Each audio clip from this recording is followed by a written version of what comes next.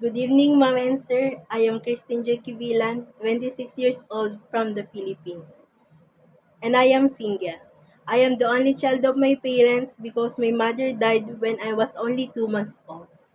I am a college graduate and I decided to work abroad to help my family and sustain our needs. I worked before here in the Philippines as a helper for 3 years, from 2021 to 2024. I served three members of the family with one child, ages 4 years old. My duties are cleaning their house, washing their clothes, cooking their food, and taking care of their child. I am a hardworking person, trustworthy, flexible, kind, and patient.